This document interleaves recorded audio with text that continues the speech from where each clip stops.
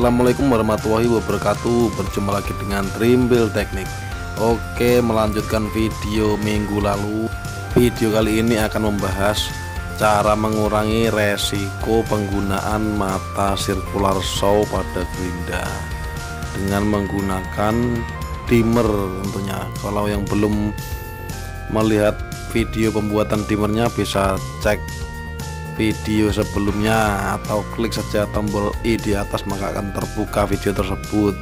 Nah, akan ada alat tambahan dalam penggunaan mata circular saw ini ya, yaitu ini stand holder atau adapter dari gerinda ke circular saw. Ini bisa dibeli secara online atau di toko teknik, harganya sekitar 60.000. Ini saya dapat satu paket seperti ini.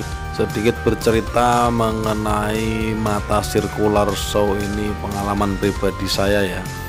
Saya beli mata circular saw ini sekitar 4 atau 5 tahun yang lalu, dan ini masih terlihat sangat baru karena memang hanya saya gunakan sekali, lalu saya trauma menggunakannya karena kickback atau mental hampir saja mengenai tubuh saya. Untungnya saya bisa menghindar, maka dari itu saya buat video ini agar teman-teman tidak mengalami hal yang sama seperti saya. Oke, cara merangkainya seperti ini, perhatikan di video. Kita satukan dulu ini dudukan pemegang cover blade-nya dengan menggunakan baut yang seperti kupu-kupu ini. Nah, lalu cover blade-nya dipasang di atasnya dan dihubungkan dengan skrup seperti ini. Kita cuma butuh alat obeng plus saja dalam merangkai ini. Dan kenapa kita menggunakan dimmer atau pengatur kecepatan gerinda pada mata circular saw ini? Karena terjadinya kickback atau mental itu salah satu faktornya adalah RPM-nya yang sangat tinggi. Gerinda ini kan RPM-nya 12.000 RPM ya. Nah, sedangkan mata circular saw ini tidak memerlukan RPM setinggi itu, makanya kita gunakan dimmer untuk menurunkan kecepatannya. Dan ini cara memasang mata circular saw-nya. Ini berhubung ring yang ada di tengah ini saya hilang, maka terpaksa saya pasang seperti ini, seperti cara orang-orang dalam memasang mata diamond atau mata potong keramik ya. Dan memasang murnya ini yang rata berada di sisi bagian bawah. Usahakan jika membeli mata circular saw ini ringnya jangan sampai hilang seperti saya ini. Ini karena saya simpan terlalu lama makanya hilang. Dan untuk arahnya, karena gerinda ini arahnya berlawanan arah jarum jam, maka dipasang seperti tanda panah tersebut. Ada tanda panah di mata circular saw-nya.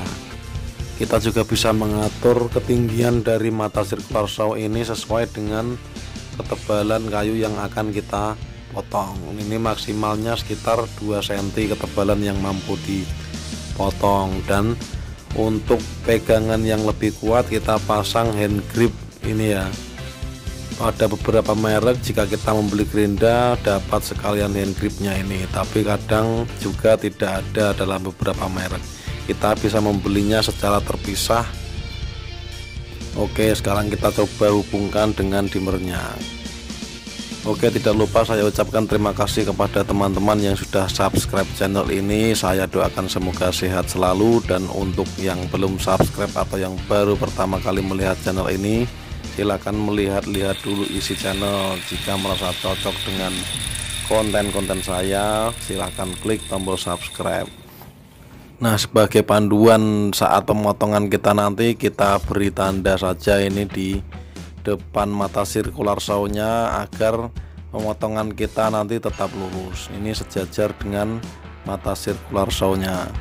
Tinggal kita mengikuti garis ini, kita akan bisa meluruskan pemotongannya karena kita tidak mempunyai guide Kita akan coba untuk memotong papan ini ya, tebalnya sekitar 1,5 cm.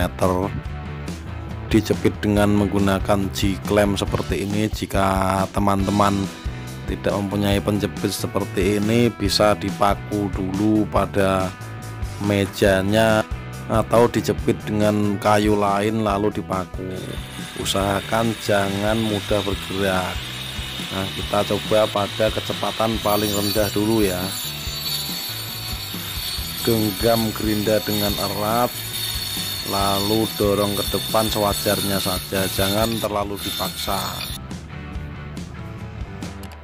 Nah, sudah terpotong. Nah, ini hasilnya belum begitu rapi. Oke, kita ulang sekali lagi dengan menambah sedikit kecepatannya. Kita gunakan sekitar 1/4 dari putaran dimmernya ya. Ikuti saja alurnya, jangan ditekan dengan tekanan yang terlalu besar karena malah tidak efektif. Bisa juga mata sirkular saw kita terjepit atau macet. Oke, ini juga terpotong, hasilnya lebih baik dengan kecepatan 1/4-nya tadi. Kita potong sekali lagi dengan kecepatan setengah dari putaran dimmernya ini. Ini terakhir saya gunakan putaran setengah saja ya, karena kalau terlalu kencang saya juga takut resikonya. Saya sarankan menggunakan separuh dari putaran gerinda saja biar lebih aman. Oke, terpotong, dan inilah hasilnya, rapi kan. Oke, seperti itulah tadi cara saya mengurangi resiko penggunaan mata sirkular saw. Tetap berhati-hati dalam bekerja, semoga bermanfaat, dan assalamualaikum warahmatullahi wabarakatuh.